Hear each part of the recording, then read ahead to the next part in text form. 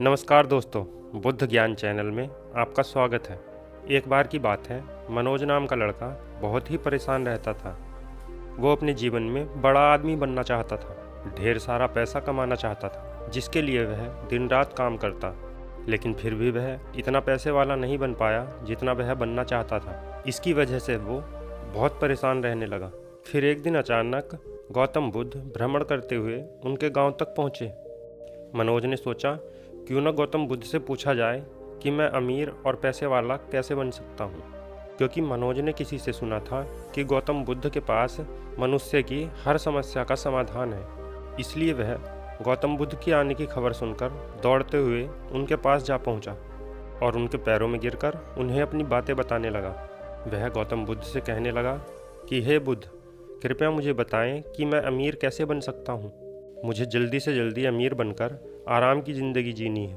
गौतम बुद्ध मनोज की बात सुनकर मुस्कुराकर बोले, बेटा, अगर तुम सच में अमीर बनना चाहते हो तो मैं तुम्हें एक कहानी सुनाता हूँ। उसमें तुम्हें 4 ऐसी बातें पता चलेंगी जिनको जानकर तुम अमीर बन सकोगे। लेकिन कहानी शुरू करने से पहले अगर आप भी गौतम बुद्ध को मानते हैं तो कमेंट में नमो बुद्धाय जरूर लिखें, और अगर हमारे चैनल पर नए हैं तो हमारे चैनल को सब्सक्राइब अवश्य कर लें। तो चलिए कहानी शुरू करते हैं। एक गांव में एक बड़ा ही चतुर नाई रहा करता था और एक पंडित जी से उसकी बड़ी गहरी मित्रता थी। दोनों पूरा दिन साथ साथ रहा करते थे। जजमानों के घरों से उनकी जीविका चलती थी। एक बार ऐसा समय आया कि काफ़ी दिन बीत गए, किसी जजमान ने उन्हें नहीं बुलाया। अब तो उनके आगे रोजी रोटी का संकट खड़ा हो गया। परिवार को कैसे पाले, यह समस्या बनी हुई थी। एक दिन नाई ने पंडित जी से कहा कि अपना धंधा तो चल नहीं रहा, क्यों ना परदेश चलें। परदेश में कोई छोटा मोटा काम करके धन कमाएंगे। उसके बाद वो दोनों थोड़े से पैसे जो उन्होंने पहले से जमा किए हुए थे उसको लेकर परदेश की ओर जाने लगे। इसके साथ ही नाई ने अपने औजारों की पेटी रख ली। एक मोटी सी रस्सी, एक दही से भरी हुई मटकी और एक ढोलक, और साथ में कुछ सिक्के लेकर चलने लगा। पंडित जी ने पूछा, क्यों भाई, तुम इतनी सारी चीज़ों को साथ लेकर क्यों भार बढ़ा रहे हैं? दही तो चलो खाने के काम आ जाएगा, परंतु इस रस्सी और ढोलक का क्या करोगे? ये तो तुम्हें व्यर्थ में थकाएगी, इन्हें यहीं छोड़ दो। नाई कहने लगा, पंडित जी, कोई भी चीज़ व्यर्थ नहीं होती है, बस उसको सही समय पर इस्तेमाल करना आना चाहिए। कई बार हम लोग कुछ चीज़ों को व्यर्थ समझकर फेंक देते हैं, उनका सही समय पर इस्तेमाल नहीं कर पाते, इसलिए वो हमें व्यर्थ लगती है। पंडित जी ने सोचा, चलो ठीक ही है, जब भी मनोरंजन की आवश्यकता होगी ढोलक बजाकर गा लिया करेंगे। इस प्रकार नाई और पंडित शहर की ओर जाने लगे। चलते चलते उन्हें रास्ते में एक सूअर का बच्चा दिखाई दिया। नाई ने उस सूअर के बच्चे को भी पकड़कर अपने थैले में रख लिया। पंडित जी को फिर ऐतराज हुआ।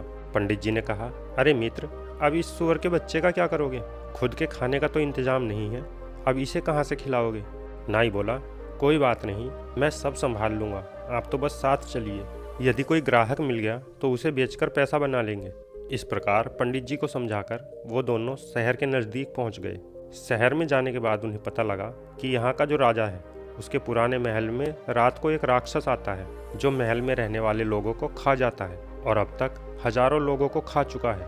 राजा ने पूरे शहर में ये ढिंढोरा पिटवा रखा था कि जो कोई भी पूरी रात उस महल में रुककर उस राक्षस को मार डालेगा या उसे भगा देगा तो राजा उस बहादुर व्यक्ति के साथ अपनी बेटी का विवाह कर देगा और आधा राजपाट भी दे देगा।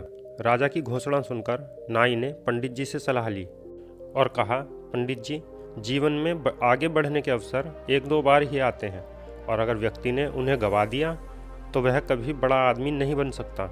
आज वही अवसर हमें आवाज़ देकर बुला रहा है। अगर हम राक्षस को मारने या भगाने में सफल हो गए तो जीवन भर बैठकर राज करेंगे। नाई की बात सुनकर पंडित जी बोले, अरे मूर्ख, यह अवसर हमें बुला नहीं रहा है, बल्कि हमारी मौत बुला रही है। यदि हम राज्य और राजकुमारी के लालच में आ गए तो वह राक्षस हमें जरूर खा जाएगा। अक्सर लालच के कारण ही व्यक्ति विपत्ति में पड़ता है। जीव के लालच में मछलियाँ कांटे में फंसती हैं, दाने के लोभ में पड़कर पक्षी जाल में फंसता है। मौत और विपत्ति हमेशा लालच देकर ही जीवों को फंसाती है। जो बुद्धिमान व्यक्ति होते हैं वो इस तरह के लालच में कभी नहीं पड़ते। हम कहीं मेहनत मजदूरी करके खा लेंगे, कम से कम जीवन तो सुरक्षित रहेगा।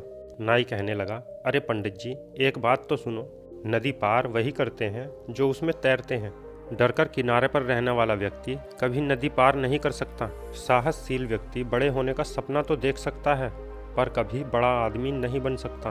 बड़ा बनने के लिए रिस्क तो उठाना ही पड़ेगा।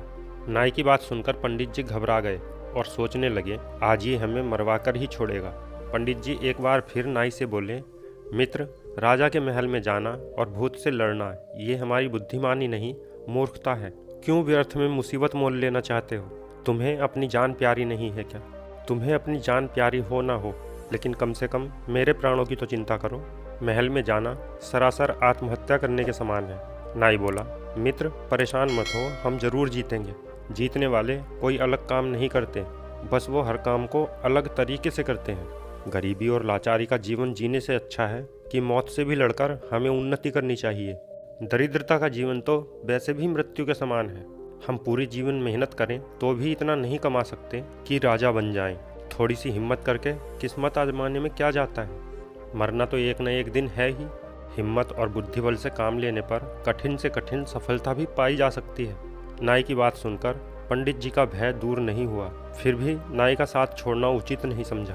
कहते हैं, जो धन अत्यंत संघर्ष करने पर प्राप्त हो, शत्रु के आगे सिर झुकाने से प्राप्त हो, अपमान सहकर प्राप्त हो, जिसमें जान जाने का खतरा हो और धर्म का उल्लंघन करने से प्राप्त हो, उस धन में मन नहीं लगाना चाहिए। अब पंडित जी ने डरते डरते नाई के साथ चलने को हाँ तो कर दिया, पर हिम्मत साथ नहीं दे रही थी। नाई और पंडित राजा के दरबार में पहुंचे और कहा, महाराज, हम आपके महल से राक्षस को भगाएंगे। उस दिन शाम का भोजन उन दोनों ने राजा के यहाँ किया। तरह तरह के स्वादिष्ट व्यंजन, ऐसे व्यंजन जो जिंदगी में पहली बार खा रहे थे। खाकर बड़ा आनंद आया। उसके बाद वो दोनों राजा के पुराने महल में चले गए। महल में जाकर उन्होंने सबसे पहले महल के सारे खिड़की दरवाजे बंद कर लिए और आपस में बातचीत करने लगे। नाई पंडित जी से कहने लगा, आज हम जान हथेली पर रखकर इस महल में आए हैं, ऐसे में हम लापरवाही बिल्कुल नहीं बरत सकते। विद्वान लोग कहते हैं, मनुष्य को भय से उस समय तक डरना चाहिए जब तक कि वो भय से दूर हो। जब उसका सामना करना पड़ जाए तो बिना डरे बेधड़क होकर उससे भिड़ जाना चाहिए। इसी में उसकी भलाई है। एक काम करो, आधी रात तक जगकर मैं पहरा देता हूँ, तब तक तुम सो जाओ। आधी रात के बाद तुम जागना और मैं सोऊंगा। पंडित जी ने कहा, ठीक है। उसके बाद पंडित जी सो गए और बेचारा नाई जागकर राक्षस के आने का इंतजार करने लगा। इधर जब राक्षस के आने का समय हुआ तो वह महल के दरवाजे बंद देखकर दरवाज़ा खटखटाने लगा और कहने लगा, मेरे महल में आज मुझसे पहले कौन घुसकर सो गया है? द्वार खोल दो, वरना मैं द्वार तोड़ दूंगा। राक्षस की भयंकर आवाज़ सुनकर नाई डरा नहीं। वो निडर होकर कहने लगा, बदतमीज, कौन है? कौन शोर मचाकर मेरी नींद भंग कर रहा है? राक्षस बोला, मैं राक्षस हूँ, ये मेरा घर है। मेरे घर में सोने वाला तू कौन है? नाई बोला, बेटा, मैं तेरा बाप हूँ। ये बात सुनकर राक्षस सोचने लगा कि अब तक कोई मनुष्य होता तो मेरी आवाज़ से डरकर द्वार खोल देता, लेकिन ये मुझसे डरने की बजाय बोल रहा है कि मैं तेरा बाप हूँ। राक्षस ने फिर आवाज़ लगाई, यदि तू मेरा बाप है तो कायरों की तरह दरवाज़ा बंद क्यों किए हुए है? निकलकर मुझसे युद्ध कर।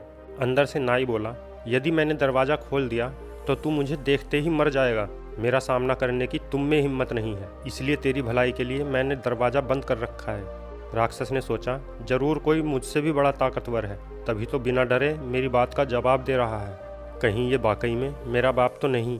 यदि यह मेरा बाप होगा तो बल और आकार में मुझसे भी बड़ा होगा।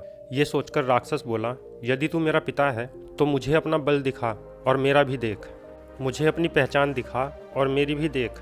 इतना कहकर राक्षस ने अपना एक बाल तोड़कर एक छिद्र के द्वारा महल के अंदर फेंक दिया और कहा, ये देख, ये मेरा बाल है। राक्षस का बाल काफ़ी मोटा था। तभी एक छिद्र से रस्सी को बाहर फेंकते हुए नाई राक्षस से बोला, ये ले देख, ये मेरी मूंछ का बाल है।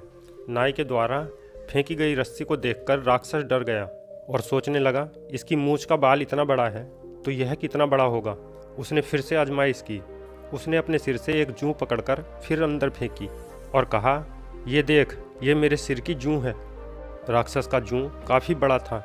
अंदर से नाई ने सुअर का बच्चा बाहर फेंकते हुए कहा, ये देख, मेरे सिर का जूं इतना बड़ा है। जूं देखकर राक्षस डर गया।